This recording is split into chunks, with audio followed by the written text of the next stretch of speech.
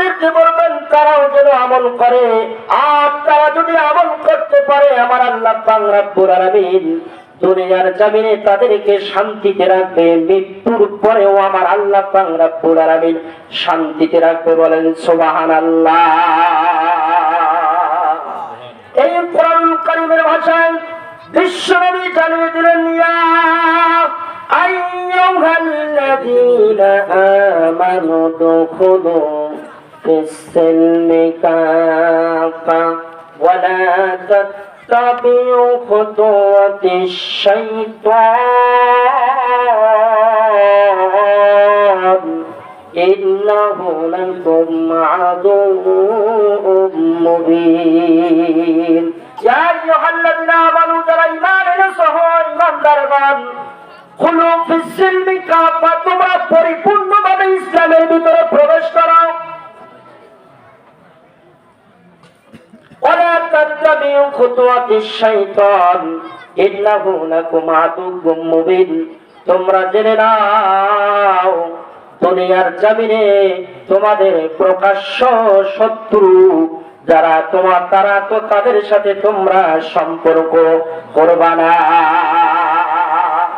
যারা কোরআন মানে না, কোরআনের বিরোধিতা করে, হাদিসের বিরোধিতা করে, দুনিয়ার জমিনে আলেম ওলামার বিরোধিতা করে, পীর সাহেবদের বিরোধিতা করে, তোমরা জেনে নাও তারাই হচ্ছে দুনিয়ার জমিনে তোমাদের প্রকাশ্য শত্রু।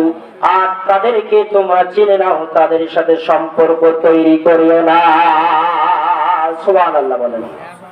আল্লাহ পাক রব্বুল আলামিন বলেন, ইয়া আইয়ুহাল্লাযীনা আমানু, যারা ঈমান এনেছো, আমানু দুখুলু ফিস-সিলমি কাফা, এরপরে প্রবেশ করো। আমার প্রশ্ন হচ্ছে, আমরা তো সবাই ঈমানদার, বলেন ঠিক কিনা? ঈমানদার হই কিনা? হ্যাঁ, ইয়া আইয়ুহাল্লাযীনা আমানু, আমরা ঈমান এনেছি, তার প্রতি আল্লাহর প্রতি ঈমান এনেছি, রাসূলের প্রতি ঈমান এনেছি, এরপরে ভালো মন্দ তাকদীরের প্রতি ঈমান এনেছি, ফেরেশতাদের প্রতি ঈমান এনেছি। আমরা তো ঈমানদার।